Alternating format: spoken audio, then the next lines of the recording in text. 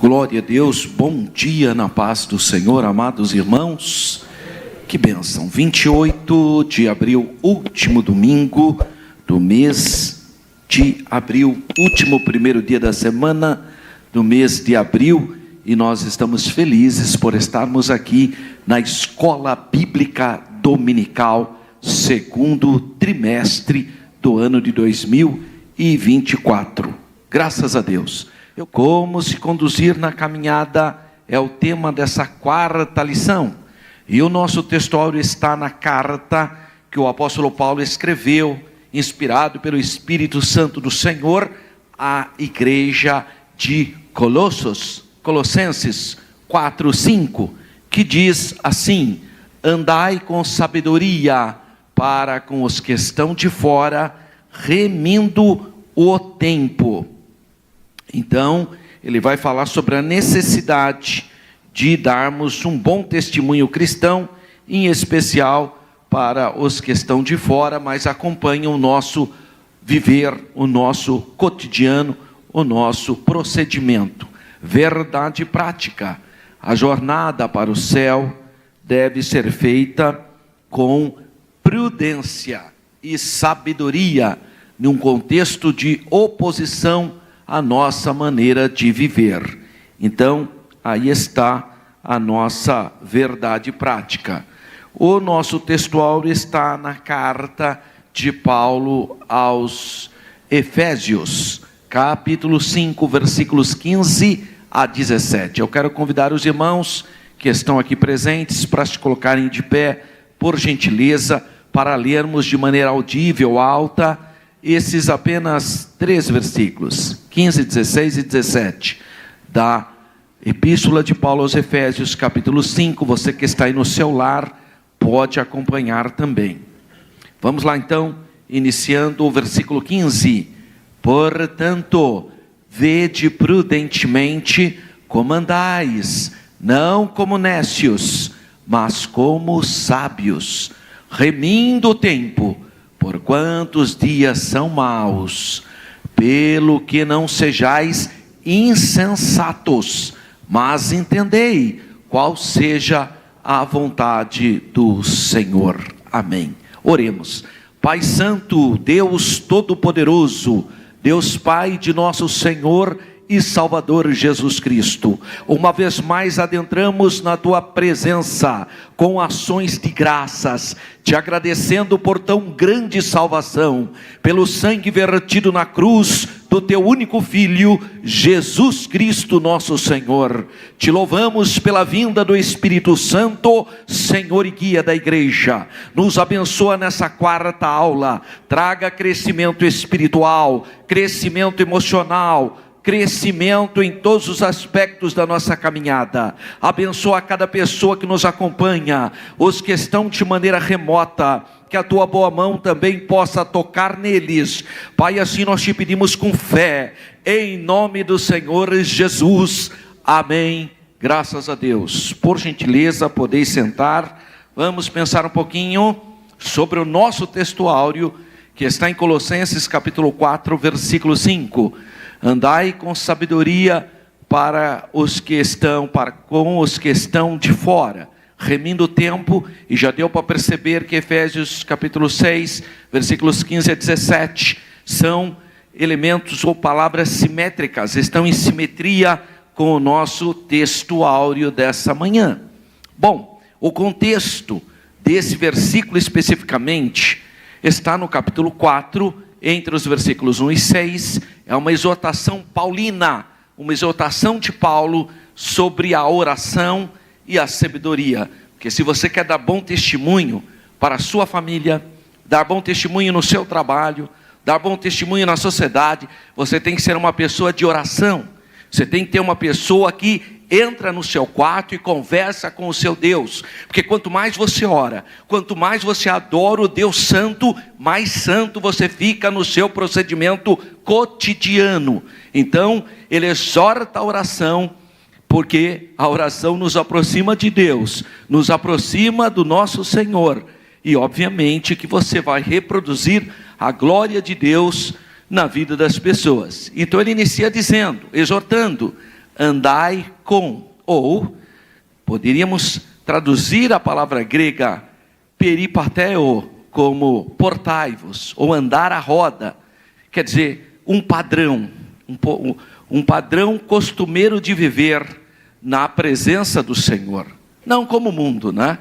O mundo, irmão, um dia chega a cumprimentar todo mundo, outro dia não cumprimenta ninguém, uma hora, parece bipolar, né?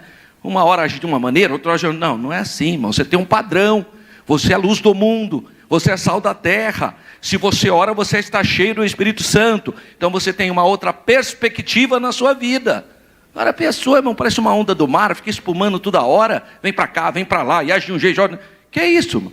Não, andai com, tem um padrão, uma posição como filho de Deus, uma pessoa bem resolvida. A metáfora aqui é andar. Por quê? Essa é a analogia, metáfora é uma figura de linguagem, essa analogia é muito comum na Bíblia.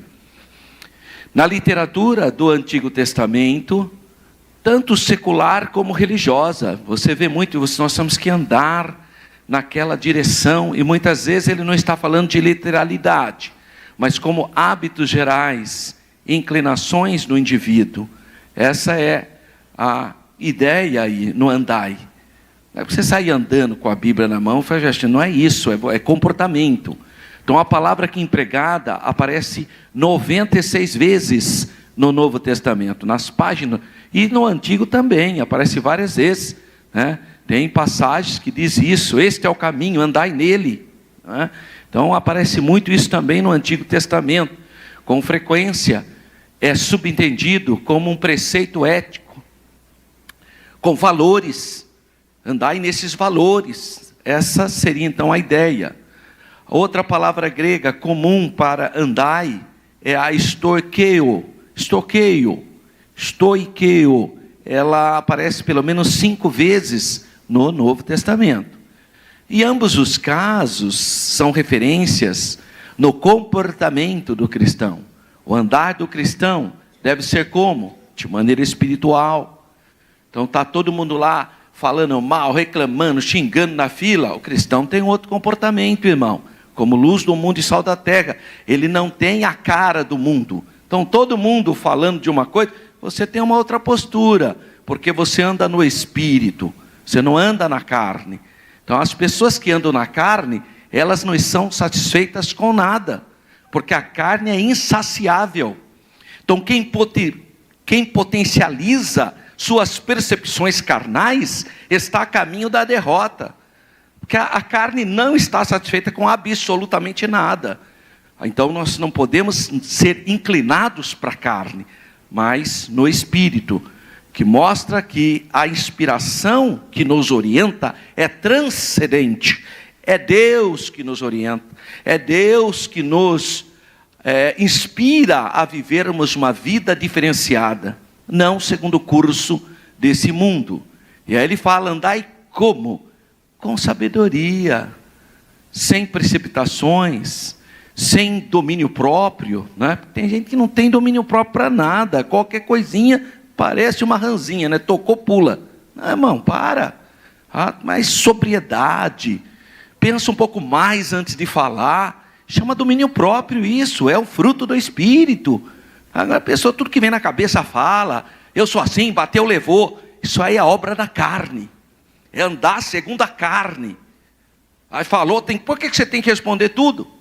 Não dá para refletir antes, não dá para pensar, não dá para se tocar, não tem discernimento espiritual, discernimento de espírito, que muitas vezes não é a pessoa, mas um espírito maligno que está usando a pessoa, e você vai ofender a pessoa, você está errando o alvo.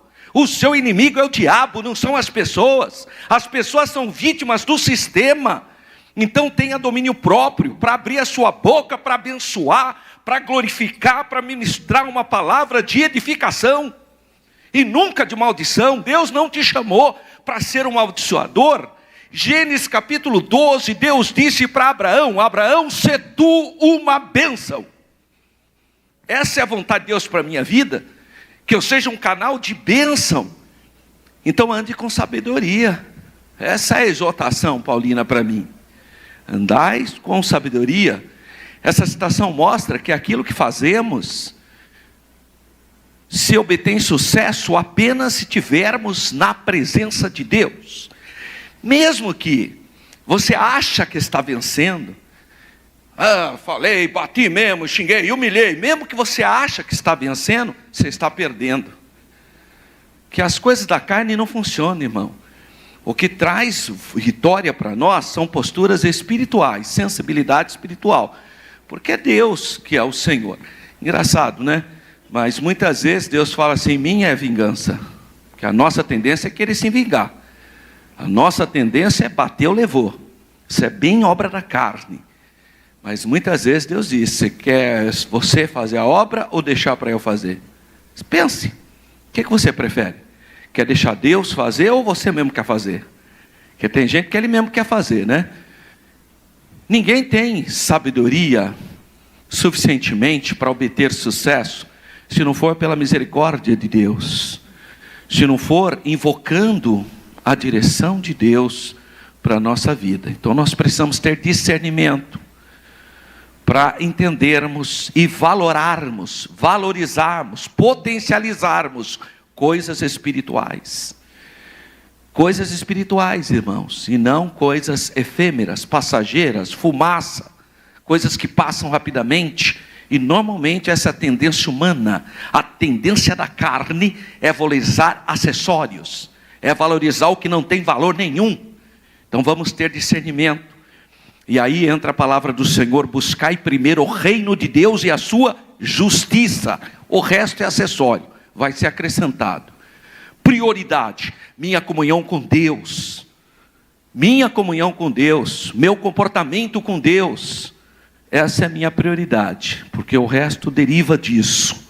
Não inverta as ordens. Notemos que Paulo escrevendo aos Coríntios, na sua primeira carta, versículo 1, capítulo 1, versículo 30, ele fala que Cristo é a sabedoria de Deus, é o verbo de Deus, da palavra Sofia, sabedoria. Cristo é a Sofia, é a sabedoria.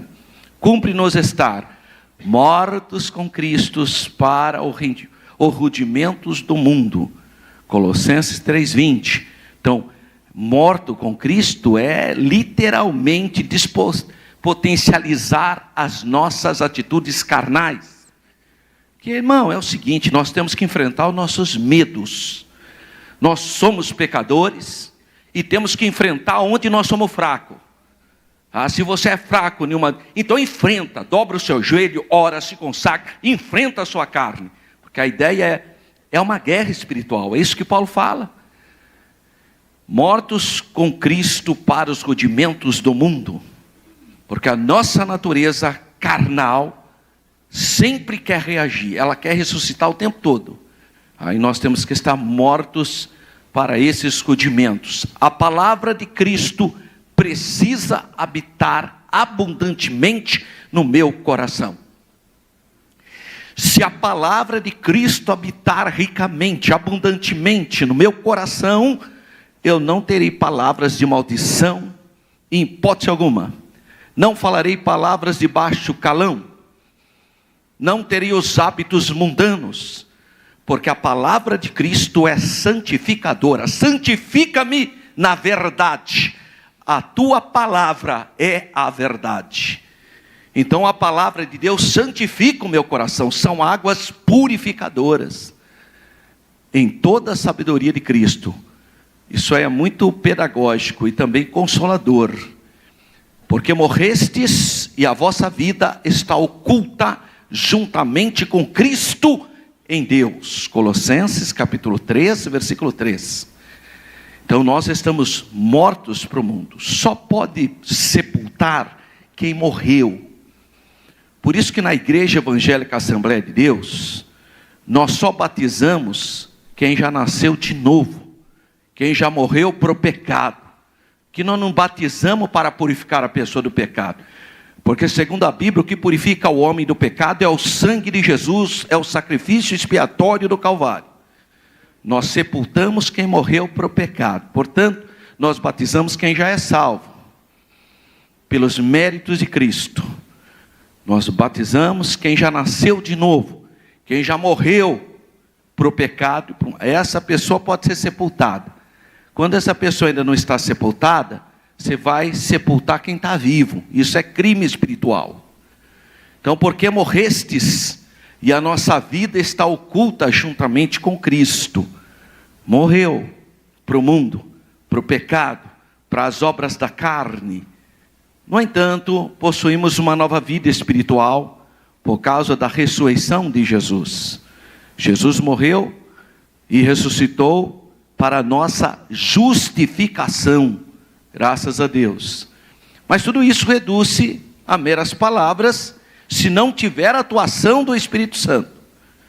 Se a pessoa não tiver o sobrenatural na sua vida, se a pessoa não tiver uma predisposição de querer ser guiado pelo Espírito de Deus, vai ficar só na teoria, no credo, creio, eu creio, irmão, mas não entra no quarto para orar, não pede para Deus para mudar sua natureza. Ele crê, é cristão, cristiano sum, né, o latim, sou cristão, mas não tem vida espiritual, não tem experiência profunda com o Senhor, não tem desejo de ser batizado no Espírito Santo, não busca os dons espirituais, não ora, Deus, sonda-me, tira de mim o que não te honra, o que não te glorifica, não quer mudança porque está em uma zona de conforto, e não quer ver a glória, o milagre de Deus e a mudança na vida.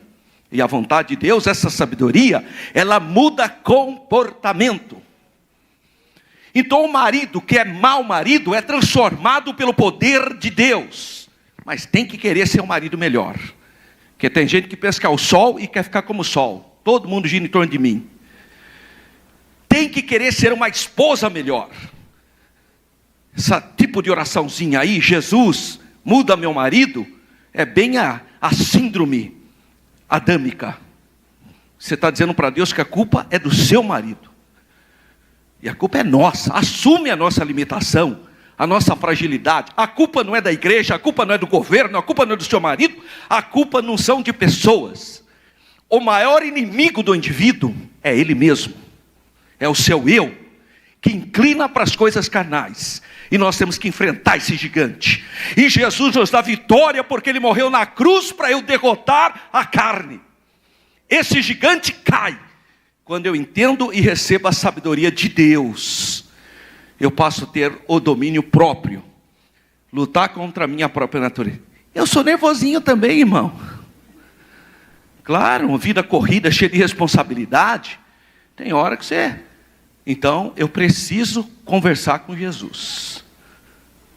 Sabe qual é a tragédia de muitos líderes religiosos, pastores, obreiros?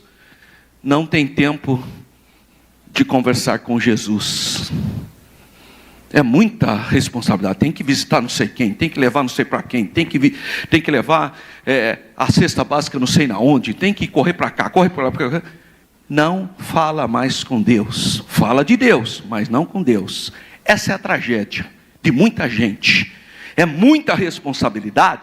Então não entra mais no quarto, não fecha mais a porta e abre o coração para Deus. Isso é fundamental. Foi Jesus que nos ensinou. Entra no seu quarto, fecha a porta e o vosso Pai que está em secreto te ouvirá. Eu preciso disso a cada dia. E você também. Você tem que ter essa experiência com Deus. E a parte do versículo diz: para com os que estão de fora. Então andai com prudência, com sabedoria, dando bom exemplo para os que estão de fora. Por quê? Porque aqui entra a questão da influência. Eu preciso influenciar e não ser influenciado. Esse poder pode conduzir homens a Cristo, irmãos. Pessoas que olham para você e falam: eu preciso ser igual a essa pessoa. Eu vejo Deus na vida dela, eu vejo Deus na vida dele. Então nós temos que trazer, através da nossa conduta, pessoas que queiram vir para Cristo. E não o contrário. Se for para ser crente que nem esse Zé Mané aí, eu não quero nunca ir nessa igreja. Mas é o contrário. Não, eu preciso atrair pessoas para Cristo e não espantá-las. Você falou: Deus me livre, se for para ser que essa mulher só reclama o dia inteiro reclamando, parece uma goteira. Pode ser crente que nessa hora, não quero saber disso aí não, quer dizer, espanta a pessoa. Deus me livre se um homem que é caloteiro, não paga, vive uma vida toda atrapalhada. Deus me livre ser crente. Então é uma pedra de tropeço. Não, nós temos que ser o quê? Influências positivas, para que o Senhor Jesus seja glorificado. Isso é santificar o nome de Deus. É viver de tal maneira que o nome do Senhor seja glorificado através dos meus atos de fé. Os crentes professos que não têm cuidado com a própria vida diária exercem influência negativa e muitas vezes tornam-se pior que os pagãos. Já pensou que coisa triste, irmão? Que às vezes a pessoa não conhece Jesus, não nasceu de novo, mas é uma pessoa boa, responsável, sincera, sinceramente errado, mas sincera. Está errado, não é porque você é sincero, se você acreditar sinceramente em algo errado, você é um sinceramente errado. Não se iluda. Irmão, eu sou muito sincero, sim, mas está errado. Sua sinceridade não é o que afere se algo está certo ou errado. Então, tem pessoas que têm sido um problema, tem sido uma pedra de tropeço, irmão. Quer dizer, não contribui com nada nas coisas de Deus, só problema. Vive na carne, no osso, no talo. Quer dizer, não percebe a necessidade de ser um bom pai, um bom marido, um bom cidadão. Não. É uma carnalidade assustadora. Infelizmente tem líderes das igrejas que perderam toda e qualquer influência que poderiam ter. Triste, né? Porque não vivem mais a piedade, mas é só blá, blá, blá. Palavras bonitas, filosóficas. Está cheio de líder assim, irmão. Fala bonito, porque tem o dom da oratória. Você fica até, olha que bonito, mas não tem vida. Depois você fica sabendo. Fala, mas aquele lá, é infiel à esposa, agride não sei quem. Lá no trabalho, você precisa de ver lá no trabalho, aqui na igreja, vai lá no trabalho dele para ver como que é o comportamento dele. Não, irmão, isso não é cristianismo. Tá? A nossa fé, o local onde ela mais vai aflorar e deve ser aflorada, não é aqui na igreja. Porque aqui a gente parte do princípio que é um ambiente que nós estamos em uma percepção de adoração. Mas é lá onde mais tempo eu fico, ou seja, no meu lar ou nas minhas atividades laborais. É lá que eu vou expressar a minha fé genuína. Tem gente que inverte tudo. Aqui é aquela santidade, né? Mas lá ainda fala, irmão, eu não misturo as coisas. Olha que fraqueza. Irmão, que isso que eu não misturo as coisas? Não tem fonte que tem água doce e água salgada ao mesmo tempo. Ou você jorra água doce ou água amarga. Ou você é uma coisa ou é outra. Não tem, vou conciliar. Na igreja aquela santidade, né?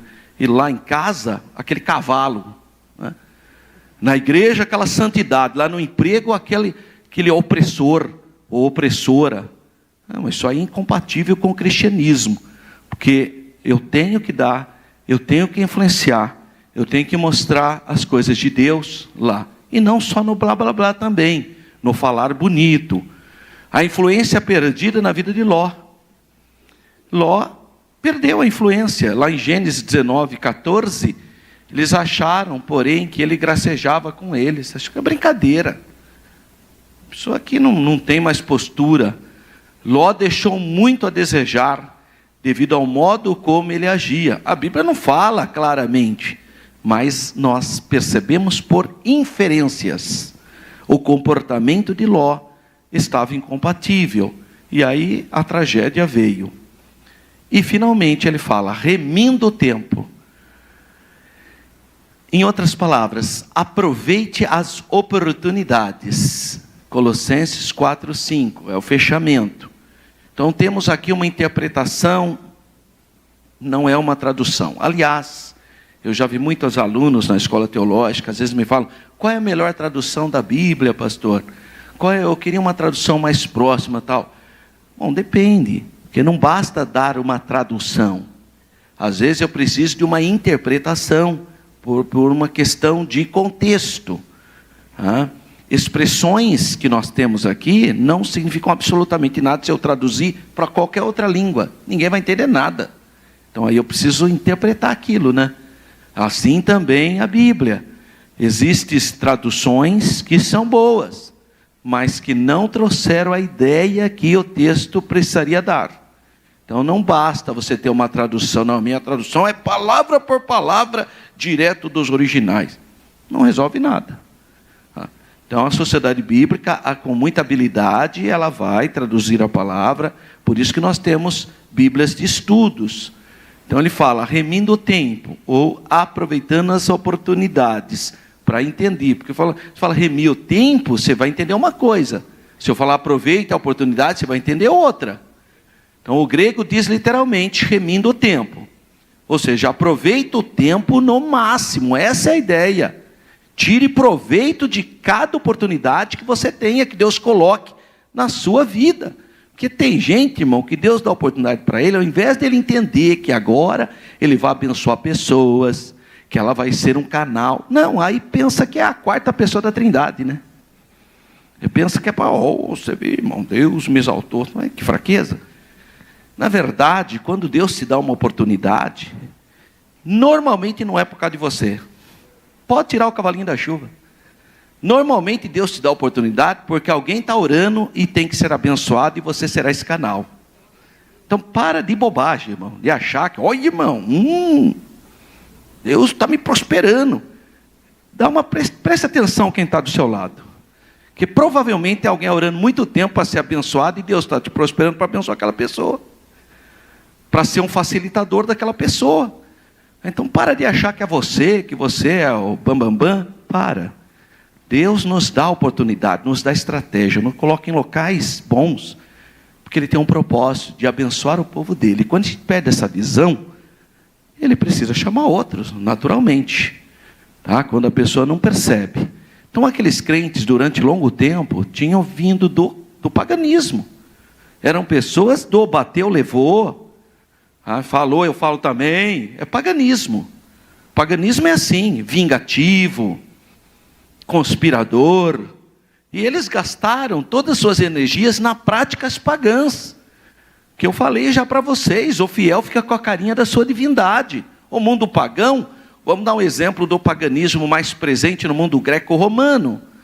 Os Zeus para os gregos, ou Júpiter para os romanos, ele era atrapalhadíssimo. Ele era o deus dos deuses, mas ele descia na terra, ele cometia adultério, ele brigava, jogava um contra o outro, era atrapalhado. Assim o povo ficava também, porque o Deus dele tinha esse caráter. Eles copiavam o caráter da sua divindade. Agora o Deus de Israel é santo, irmão. Justo, que preza pela verdade. Então você também tem que ser assim. Você tem que ter a mesma linha da sua divindade.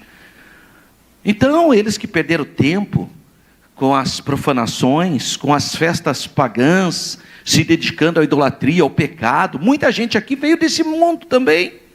Nasceu assim, se esforçava, se dedicava para promover a idolatria, o pecado, a feitiçaria, o culto aos espíritos. Um monte de gente saiu desse mundo. Agora você tem que aproveitar o tempo que você perdeu. Agora eles poderiam remir o tempo.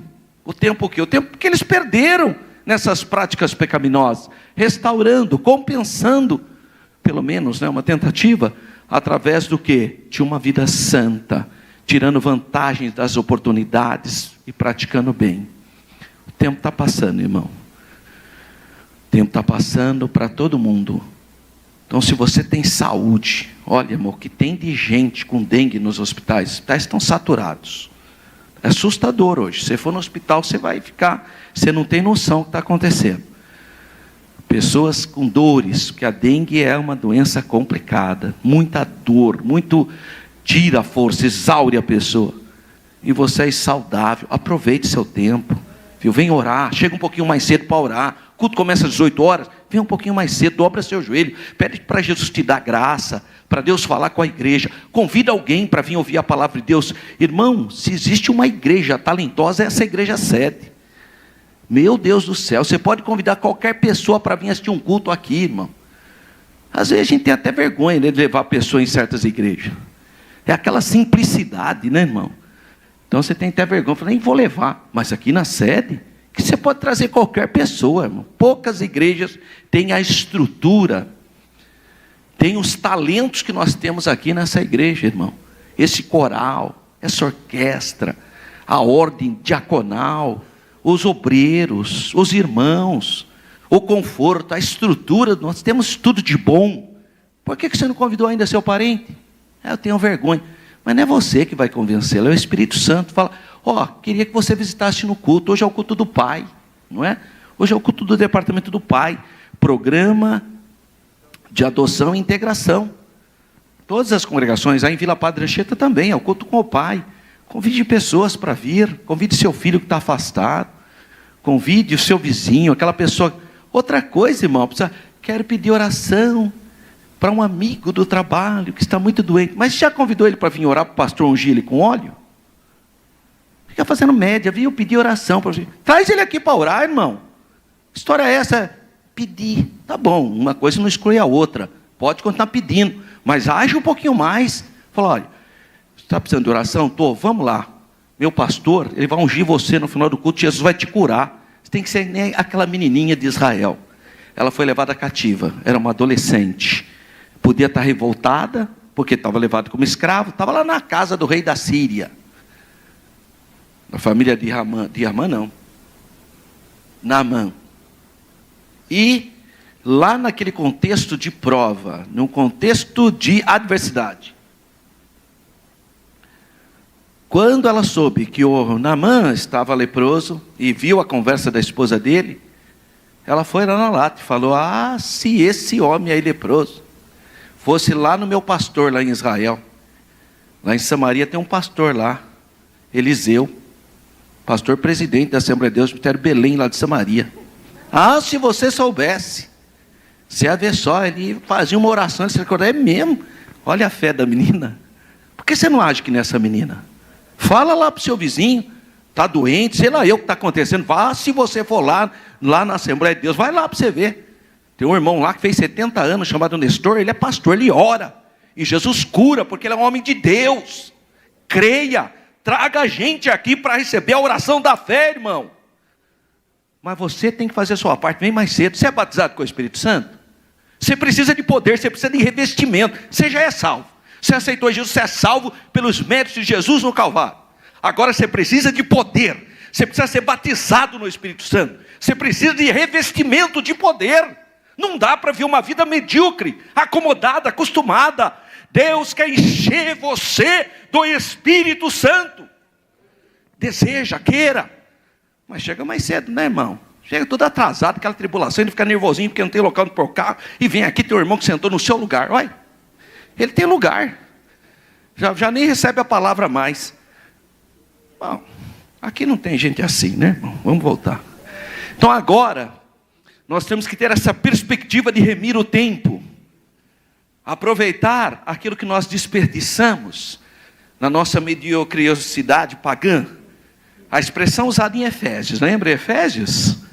Capítulo 5, versículo 16, nós lemos aqui na leitura bíblica semanal, né, no início, remindo o tempo, porque os dias são maus, irmãos.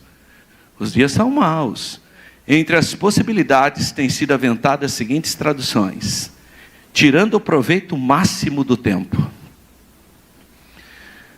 Tire o proveito máximo. Fazendo uso apropriado do tempo. E outras possibilidades. Pelo menos em parte, Paulo está querendo dizer que nós deveríamos utilizar todo o ensejo a fim de exibirem um caminho mais importante, mais excelente, sábio, santo. Isso nós podemos fazer para os nossos vizinhos. Nós podemos fazer, convidando-os para participar, para ouvir a palavra. Ou nem se for para você falar, olha, você gosta tanto de música, na minha igreja tem uma orquestra extraordinária, eu quero que você vai ver eles tocarem. Nem se for isso. Que ele vai vir aqui, eles vão executar um hino, e o Espírito Santo, assim como trazia paz para o coração de Saul, vai trazer a paz também para o coração dele, ou dela. Nenhuma oportunidade deve ser desperdiçada. Nenhum tempo deveria ser perdido. mas tudo deveria ser preenchido com sabedoria, com santidade, com dignidade. E aí vem a ideia, mas por que eu tenho que fazer isso? Porque nós estamos esperando a volta do Senhor Jesus. Nós estamos esperando, ou para ser arrebatado, ou para dormir em Cristo, mas nós estamos esperando a volta de Jesus. Nós estamos aguardando ao que o grego fala parousia, que é o segundo advento, a volta do Senhor Jesus, pelo que pouco tempo que nos resta, então, deve ser utilizado por uma finalidade mais nobre. Nós temos pouco tempo, então vamos nos esforçar, vamos nos programar. Terça-feira tem culto de oração, se programe, coloque na sua agenda, vem orar, irmão, vem orar, vem interceder. Oração é uma das coisas mais lindas que tem, mas é um ato de amor, de caridade, porque às vezes você não vem orar por você não precisa, mas vem orar aqui, para as famílias que tiveram perdas, para as pessoas que estão enfermas, para o governo. Nós temos que orar pelo governo, orar por Israel, que está passando por uma situação de condenação mundial, como a Bíblia fala, todo mundo vai odiar o povo de Israel, como todo mundo odeia a igreja também. Então vem orar, vem interceder. Ainda hoje de manhã estava lendo no jornal a perseguição dos cristãos no Irã, como eles estão sendo perseguidos de maneira injusta. Então vamos orar. Então tem muitos temas para você orar. Vem orar aqui na terça-feira. Terça-feira aqui não é o culto de oração? Você está fazendo na sua casa, irmão? Então vem orar, vem interceder, vem buscar o batismo no Espírito Santo, os dons espirituais. Sexta-feira, irmãos, você não sabe o que você está perdendo, os banquetes que nós temos aqui participado do culto de sexta-feira, irmão. Você não tem noção. Se você não tem vindo de sexta-feira, irmão, você tem se empobrecido espiritualmente. É uma mensagem mais gloriosa do que outra, irmão. As congregações vêm, irmão, vê aqueles irmãos cantando, cheio do Espírito Santo, aumenta a nossa fé, dá vontade de ser mais crente, mais dedicado, se dedicar mais às coisas de Deus. Você precisa vir de sexta-feira, irmão. Vem, irmãos, na sexta-feira no culto de ensinamento, coisa gloriosa, tá? Então, revê sua agenda, irmão. Rever a sua agenda. Aí depois ficar falando, você vê, Jesus não batiza mais, Jesus não cura mais. Sim, mas você também nem ora mais, você nem lê a Bíblia, nem no culto você vem mais, e vem com essa conversinha furada. Então depende de nós. Avivamento começa no meu coração. Não adianta ficar, Deus aviva, aviva Deus. Sim, tem que avivar você primeiro. Então nós temos que ter essa percepção. As pessoas sabem muito mais acerca do cristianismo conforme elas olham. Às vezes nunca leram a Bíblia. Aliás, irmão, tem até crente que não lê mais a Bíblia. Sabia que tem crente que não conhece mais a Bíblia? Crente. Se é crente, não conhece a Bíblia. Não conhece a Bíblia, sabe por quê? Porque não estuda a Bíblia, não lê mais a Bíblia. Não lê a Bíblia, irmão. É o fim da picada, né? Mas é isso aí. A base da nossa fé sempre foi a leitura da Bíblia, irmão. Todo crente lia a Bíblia, irmão. Todo crente tinha a sua Bíblia. Você via aquela Bíblia que ele lia, que ele mexia, cheio de coisa ali e tal. Hoje nós estamos tendo uma geração, irmão, que não quer mais saber, não. Fica o dia inteiro no TikTok, não sei o que lá, Facebook e tal. Tá bom, são tecnologias, não sou contra nada. Mas desprezar a palavra santa, que nos santifica, que nos muda de caráter, é muito triste, né, irmão? É muito triste. E outra, irmão, não adianta você ficar falando para o seu filho adolescente. Não adianta você ficar forçando a barra para sua. Ele tem que ver você fazendo isso. Se um filho chegar e ver você de joelho orando, ele vai entender muita coisa. Se o seu filho chegar e ver você lendo a Bíblia, ele vai entender muita coisa. Se seu filho chegar e você falar, o papai está indo para o culto de oração, ele vai entender muita coisa. Então, viva. Não fique falando, mandando, achando. Não, faça. Viva o Evangelho na sua plenitude, que você vai influenciar sua casa, sua família. É estranho hoje, porque tem pai que não é mais nem sacerdote da casa, coitado. É um ditador, né? As pessoas têm medo dele, mas não é sacerdócio. Sacerdócio, que a Bíblia fala, que o homem é a cabeça, né? Que Deus deu essa autoridade espiritual para o homem, é sacerdócio. Que eu saiba, o sacerdote ora. Que eu saiba, o sacerdote lê a Bíblia. Que eu saiba, o sacerdote intercede. Que eu saiba, o sacerdote cultua. E se você é sacerdote, haja como sacerdote. Seja um sacerdote. Porque você está tendo crise de identidade, eu acho. Porque se não ora, não lê a Bíblia, não tem vontade de servir a Deus, então você não é sacerdote coisa nenhuma. E a Bíblia fala que vós sois sacerdócio real. Você aceitou a Jesus, nós somos sacerdotes. Assim, aquilo que vem em nós, se não for atrativo para eles, especialmente para os da nossa casa, então, meu amigo, esquece. Não vão servir ao Senhor. Olha o paralelo aí, de novo, Efésios 5, 16, 17. Remindo o tempo, porquanto os dias são maus, pelo que não sejais insensatos, honestos, ou tolos, ou até mesmo loucos. Mas entendei qual seja a vontade do Senhor. Tenha sensibilidade espiritual para entender qual é a vontade de Deus para a minha vida. Tenha sensibilidade espiritual, irmão.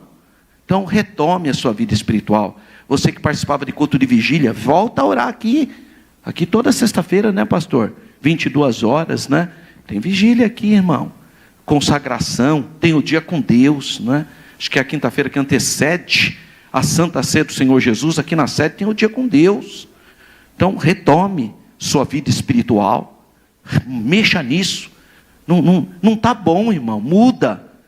Para que você tenha sensibilidade espiritual e compreenda qual é a vontade do Senhor para a sua vida, graças a Deus, para a sua família.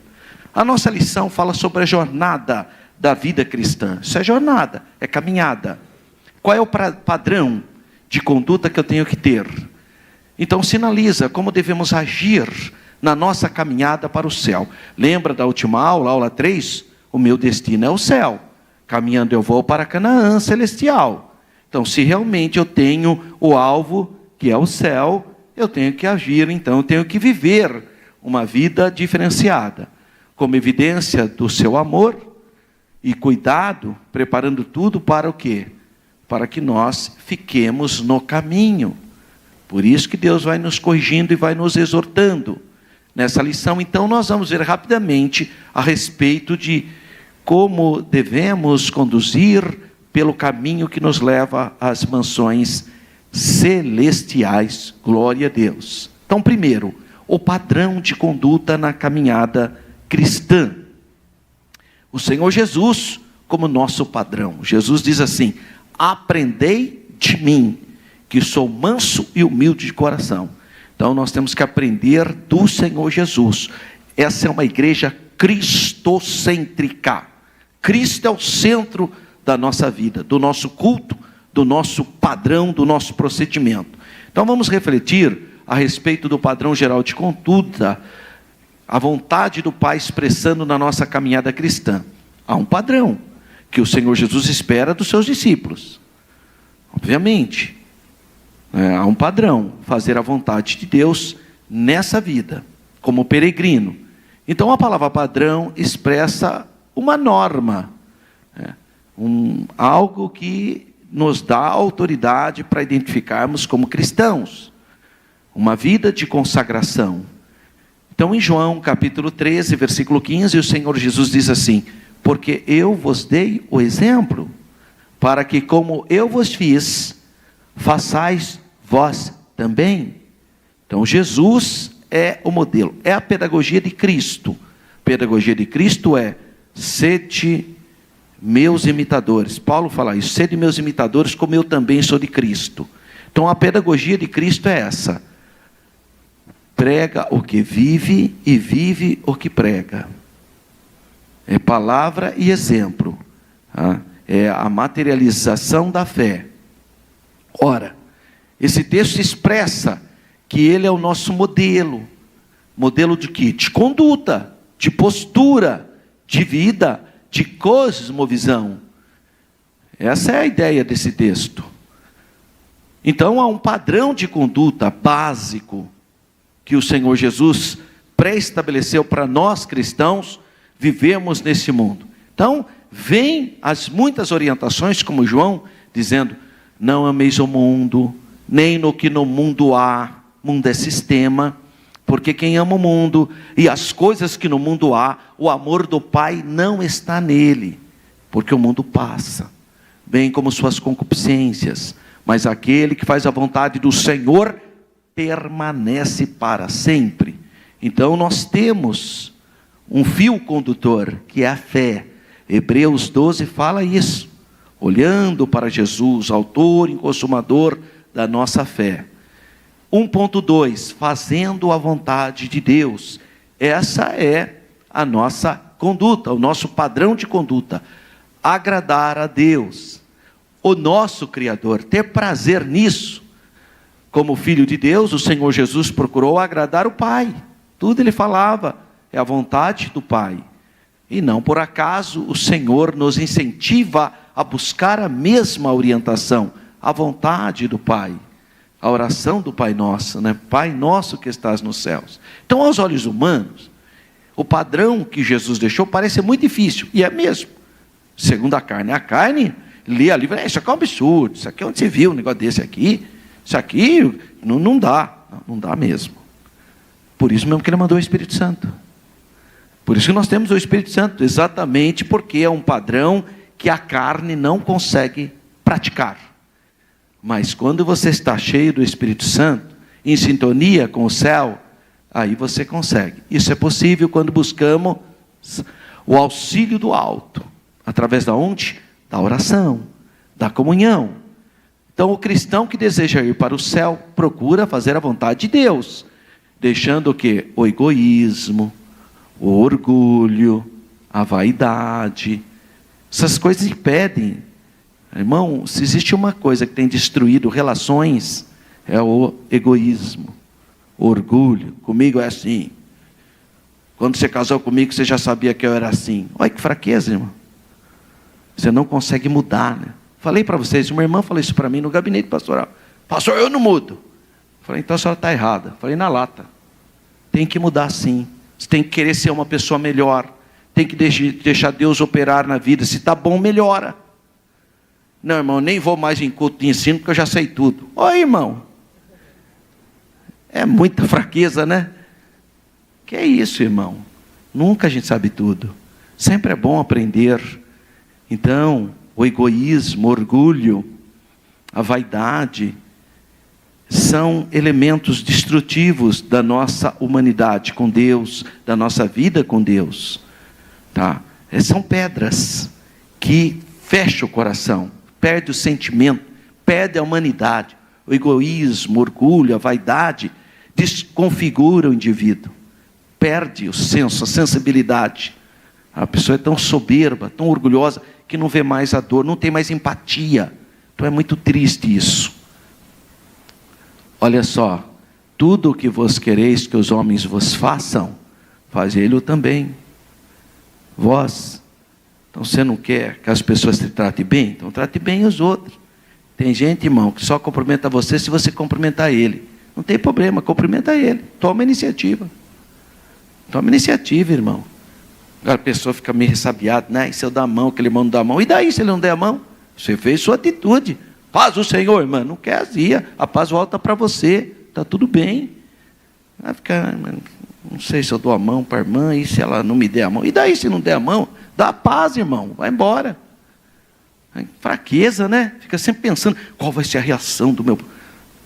É a sua reação que vale. Cumprimenta as pessoas, abençoa as pessoas. Ser tu uma bênção, não é para os outros ser bênção para você. É você que vai ser bênção na vida dos outros. Então, tudo o que vos quereis que os homens vos façam, fazei-vos também a eles. E 1.3, uma vida cristã bem-sucedida. Essa é a vontade de Deus para a minha vida e para a sua. O apóstolo Paulo, ele fala então sobre essa perspectiva espiritual, procurar o caminho correto, qualificado. Então o cristão possui um padrão que o levará a uma vida espiritual bem-sucedida.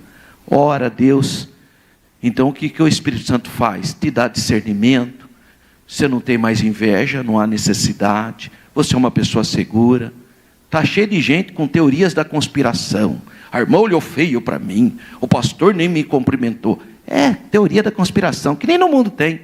Acho que está todo mundo contra o Brasil. E bom, agora todo mundo está contra. Teoria da conspiração, irmão, dá até dó. Você justifica ideologias do mundo.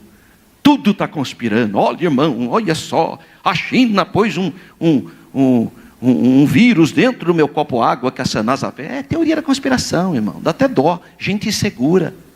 Insegurança. Não precisa ser assim, irmão. Você tem Jesus no coração. Seja uma pessoa segura. Não é tudo aquela insegurança. Parece que está todo mundo conspirando. Pare, irmão. Viva uma vida plena. Você tem Jesus. O maligno não lhe toca. Você está coberto pelo sangue de Jesus. Você é de Deus. Se comporta como filho de Deus. Se comporta como filha de Deus, irmã. Que medo é esse? Não tenhais medo. Jesus é o seu dono. Você é de Deus. Jesus te comprou com o sangue dele. Então tenha firmeza. Firme na fé. Agora ore, busca a presença de Deus para você ter uma vida bem-sucedida, equilibrada. Para com as teorias da conspiração. Para, irmão, olhando para Jesus. Quando você olha para Jesus, quando você conversa com Jesus, quando você lê a palavra do Senhor que santifica, você tem uma vida bem-sucedida. Você não tem medo, irmão.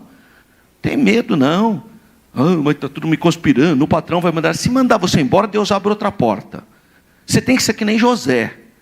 Os irmãos de José, irmão, tem um monte de irmão de José, né? Que quer puxar o nosso tapete o tempo todo. Na vida é assim, está cheio de irmão de José. Mas creia que Deus tem um plano na sua vida. Pode jogar você no buraco, pode pôr você na cadeia, você vai governar. Porque Deus tem um plano na sua vida. Creia, você vai ser canal de bênção. Sabe o que aconteceu? Aqueles irmãos de José lá, se não fosse José, eles estavam mortos. Não teriam comida, não teriam nada. Quer dizer, tudo que eles fizeram de mal, transformou para José abençoar ele mesmo. Então, tenha firmeza. Creia no seu chamado. Desenvolva a sua potencialidade. Tem tanta gente boa aqui, irmão. Gente qualificada, gente que sabe tocar. Gente que sabe cantar. Gente que sabe pregar. Gente que sabe ajudar aqui como obreiro. Está sentadona aí, irmão, ou sentadão. Tem vergonha. Quer dizer, não desenvolve sua potencialidade. Faça alguma coisa na obra de Deus. Tem tanta coisa aqui. Nós temos aqui o departamento do Instituto Paulo Freire para ajudar. Tem tanta gente na área da educação que podia cooperar.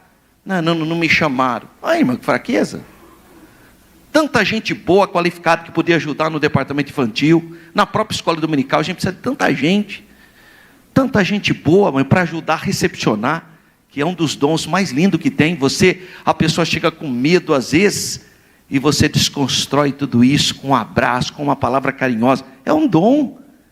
Puxa vida, já pensou se a gente tivesse gente mesmo, cheia do Espírito Santo, para recepcionar, que a pessoa já sai convertida lá da porta. Então, tem gente talentosa no nosso meio. Desperta o dom que Deus deu para você. Sabemos que pessoas bem-sucedidas procuram espelhar em líderes ilustres, equilibrados, resilientes. Gente normalmente procura, inclusive se aproximar de gente assim, né? Você não quer ficar, eu mesmo, irmão, dá uma aflição. Tem uns irmãos que eu encontrava, como é que tá, irmão? Irmão, que luta, o inimigo está furioso, fiquei doente uma semana, na outra meu carro caiu no buraco. Ele disse, irmão, santo Deus, tá bom, irmão, pode, Senhor, vai embora, socorro, irmão. Ó Deus, ó terra, né? É o Harry. Deus me livre, irmão. Isso aqui só entendeu quem é do século passado, hein? Irmão, para, não é possível que não tem bênção na sua casa. Você é um milagre. Você é um milagre, minha irmãzinha. Você, meu irmão, é um milagre de Deus. Levanta essa cabeça em nome de Jesus.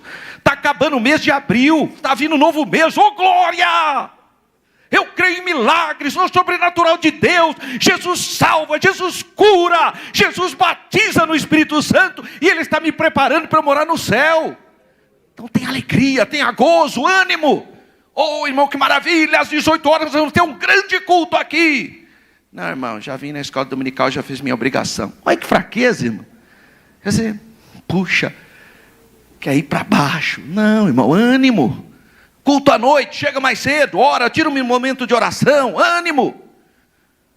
Então, irmão, é isso, uma visão diferenciada. Nós estamos indo para o céu, nós não somos daqui. Em Cristo temos um padrão, temos um modelo, glória a Deus. Jesus enfrentou, mas foi equilibrado, foi firme, morreu de morte de cruz. o apóstolo Paulo escreveu que nós imitássemos. Filipenses 2:5. Tenhais o mesmo sentimento que também houve em Cristo, que sendo Deus, não se apegou aos atributos divinos para vencer o pecado. Sua tradução fala, não teve por usurpação. Mas a ideia é, não se apegou aos atributos divinos para enfrentar o pecado. Ele esvaziou. Jesus venceu, irmão, o diabo, o pecado como homem. Ele não usou dos atributos divinos. Por isso que ele é o verdadeiro Adão, o verdadeiro homem. E Mateus 11:29 também, né? Que fala para nós termos essa humildade. Ponto 2. Fazendo a caminhada com prudência e sabedoria. O que é prudência? Irmão, é isso aí também, irmão. Até na vida é assim, que irmão, agora eu vou emagrecer. Segunda-feira eu vou ficar 5 horas andando. Que fraqueza, irmão. É para fazer isso, senão você vai ter um treco, irmão. Não, irmão. Começa na segunda-feira, equilibrando sua comida. Sabe, aquela Coca-Cola inteira que você toma? Deixa de tomar. É equilíbrio, irmão. Pode até tomar um copo? Pode, toma um copinho menor. Sabe, aquele monte de batatinha frita? Come uma só, irmão. Come mais salada, tomatinho. É equilíbrio. Não, irmão, nunca mais vou comer McDonald's. Nunca mais. Vou fazer voto. Abstinência de McDonald's não vai resolver, irmão. Isso não ajuda você. Você tem que ter o quê? Equilíbrio. Tudo na vida é assim. Assim também a ideia espiritual. A partir de hoje, irmão, fazer 5 horas de consagração. Você não vai conseguir. Talvez você até consiga aquele dia. Não, irmão, vem no culto de oração terça-feira, já está bom. Entendeu? Não vai. Começa devagar. Você quer emagrecer? Tá bom, irmão. Começa a andar 2 vezes na esteira por semana, 3 vezes, 4 vezes. Vira hábito. Aí você vai andar, entendeu? 40 minutos, 50 minutos. Vai dar uma volta lá na praça. Aproveita e fazer o evangelismo, né, irmão? Leva um pouquinho de folheto no bolso. Meu sogro era assim, o pai da Renata. Enchia o bolso de folhetinho e saía. Andava, fazia exercício e entregava um folhetinho da palavra de Deus, carinhosamente, encontrava os amigos, seu João, quanto tempo que eu não vejo o senhor, olha, vou deixar um folhetinho, que o senhor tiver um tempo, vai me visitar lá na igreja, vai ser uma honra, está aqui o folhetinho, obrigado, olhando. É assim, irmão, tá? Então não adianta você querer fazer tudo na hora, não funciona, irmão. Faça com prudência, com planejamento. Então vamos pensar em Efésios capítulo 5, as 3 partes dele. Primeiro, a caminhada do cristão em amor, a caminhada sábia e uma trajetória cheia do Espírito Santo. Então essa segunda parte de Efésios 5, o apóstolo Paulo ensina a respeito da caminhada cristã nesse mundo. Tem que ser com equilíbrio, irmão. Eu sempre falo para os pais que têm criança pequena, primeira infância, extremamente importante, você ter o dia da sua família. Eu tinha um dia que eu não ia para lugar nenhum. Claro, aí as minhas lá eram pequenininhas. Aquele dia, muitas vezes, irmão, dá para você vir no culto? Não dá, irmão, é o dia da minha família.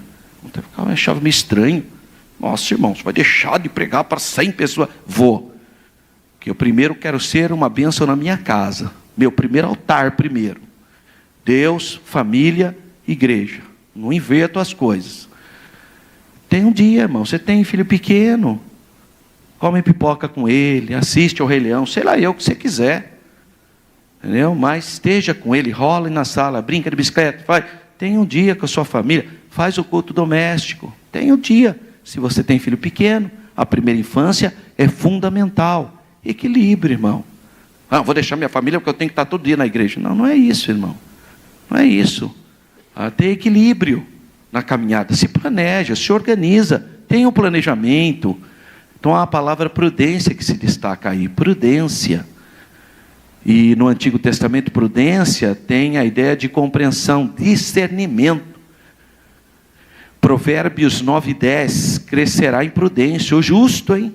O reto, a pessoa correta, crescerá em prudência. No Novo Testamento, a palavra fala toda a prudência relacionada ao conhecimento, ao amor, à vontade de Deus. Então a gente pode conceituar a prudência como uma virtude que nos permite agir com equilíbrio. Prudência nos permite agir com moderação. Olha, aquela irmã é prudente. Olha, aquele irmão é prudente. tem moderação, equilíbrio, tá? Tem essa capacidade de discernir as coisas, ou seja, escolher as coisas adequadas. 2.2, não andeis como nécios. A palavra nécio pode ser traduzido por doido, hein? Por louco. Apóstolo Paulo dizer então, não devemos andar, ele fala, não devemos andar como nécios, do adjetivo grego, osófos. Osófos, lembra que o PH no grego tem o som de F, lembra? Farmácia, antigamente, escrevia com PH. Osófos traz a ideia de alguém insensato, tolo, ignorante, atrapalhado, falta de juízo. E a Bíblia o tempo todo fala para mim, sede sábios, sede sábio. Sábio, irmão, você quer ser sábio? Diligente, cuidadoso, cheio do Espírito Santo. Qual o objetivo? Fazer a vontade de Deus. Então, ser nécio reflete uma vida de ignorância espiritual. Não busca sabedoria, não tem vida com Deus, uma jornada de pecado. E Paulo apela aos crentes, vede prudentemente como andais. Como que você está andando, meu irmão? Você que está aqui nessa manhã, você que está me acompanhando aí pelas redes sociais. Como que você está andando? A palavra é vede prudentemente como andais. Seja prudente. Essa é a vontade de Deus. Não dê lugar à carne. Enfrente os seus medos e seja prudente. 2.3. Agora vem a contraposição. Não ande como louco, não ande como imprudente, mas como sofos. Sofia, lembra? Sabedoria, sábio.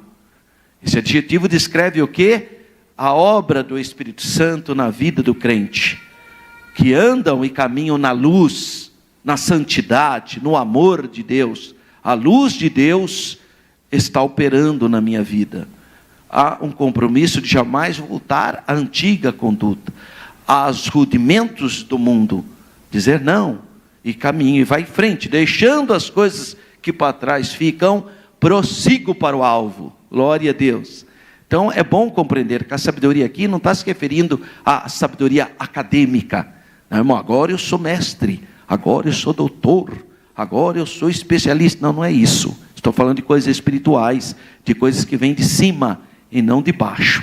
E ele fecha dizendo, vencendo os dias maus, os dias que são maus. Por isso a necessidade de remir o tempo, do grego exagorazo, quer dizer, remir. Bom, ele tem dois sentidos, remir ou redimir, resgatar ou pagamento do preço e comprar para uso próprio. Essa é a ideia, sempre numa conotação de mercado.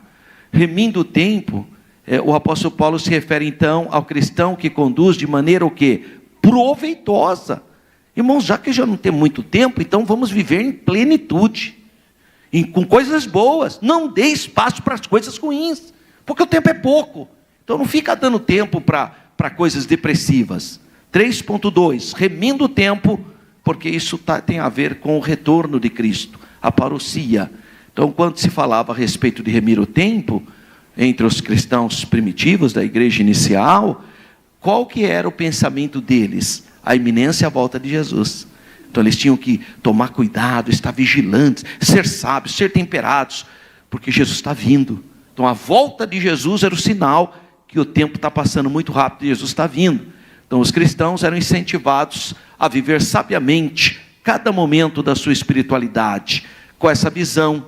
Não fique atrás de coisas banais, coisas efêmeras, coisas carnais. Não, Jesus está voltando. Os dias são maus. É isso que ele fala. Dias maus. Que nós estamos inseridos numa sociedade pecaminosa. Irmão, cada hora vem uma lei pior que a outra. Uma hora libera, mata a eutanásia. Outra hora o Supremo Tribunal quer liberar o aborto. Cada dia é pior uma coisa da outra. Não é negócio de gênero. Cada hora é uma notícia pior que a outra. Não podemos nos conformar com essa possibilidade, essa instabilidade, essa insensatez, mas devemos olhar para a palavra de Deus. A vontade de Deus tem a ver como cristãos aproveitamos o tempo para fortalecer a nossa vida espiritual. Por isso que eu falei, faz uma programação. Agora mesmo em agosto nós vamos ter o primeiro encontro de capacitação para professores. Em outubro nós vamos ter o grande simpósio com o pastor Juliano sobre arrebatamento da igreja. Olha que coisa linda. Então a igreja tem trazido temas relevantes e você pode investir no seu crescimento espiritual. Para nós fecharmos com as considerações finais. Nessa nossa caminhada, nessa minha, sua, na nossa caminhada para Canaã celestial, ou caminhando eu vou para Canaã, eu preciso ter um padrão de vida, irmão. Não posso viver de qualquer jeito. Não posso viver de maneira irresponsável. Não. Eu tenho que ter um padrão de vida. É preciso viver uma vida de maneira sábia, equilibrada, prudente, aproveitando bem todas as oportunidades para eu ser um canal de bênção, para eu fazer o bem. Eu não deixar que esses momentos maus do mundo, de políticas governamentais, de ideologias, de rumos mundanos, que venham me influenciar a me deixar depressivo e perder a alegria, o gozo da salvação, as dificuldades do dia, as pandemias, tudo isso vai trazendo uma coisa meio ruim para nós. Mas eu tenho que ter uma visão espiritual. Jesus está voltando, irmãos. Olha, irmão, eu estou admirado. O mundo inteiro está falando mal de Israel. Isso não é um sinal, não, hein? Não é. Você acha normal estudantes defendendo um grupo terrorista? Você acha normal isso, irmão? Não tem alguma coisa muito errada? O espírito do erro, o espírito da incredulidade, o espírito da rebelião está nas universidades, irmão. Tem outro dia me mandaram uma foto de um camarada escrito apoiando o Hamas.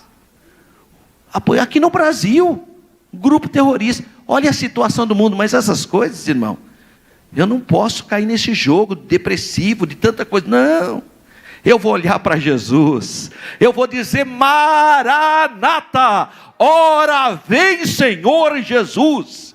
O meu alvo é Cristo, e a minha vida é uma vida na fé no Filho de Deus. Amém. Você não pode perder a próxima aula. É a aula 5. Olha o tema: os inimigos do cristão. Venha que você vai ficar surpreso. Porque normalmente a gente pensa que o inimigo cristão é o diabo, né? É o inimigo das nossas almas, né? Derruba um copo de laranjada no chão. Ou o inimigo está furioso. Sabe essas bobagens? Então venha participar da próxima aula. Se programe. 5 de maio. É o dia do batismo, né? Aqui na igreja à tarde. Então nós vamos estudar sobre os inimigos do cristão. Que vocês tenham uma semana de paz, uma semana de bênção. Nós vamos adentrar no mês de maio. Que maio seja o maio das vitórias para a sua vida. Creia, busca o Senhor, chegue mais cedo no culto, tire um momento de adoração e não perca a sua prática de fechar a porta no seu quarto e orar em secreto com Deus. Deus te abençoe. Um grande abraço para todos. Fiquem todos na paz do Senhor.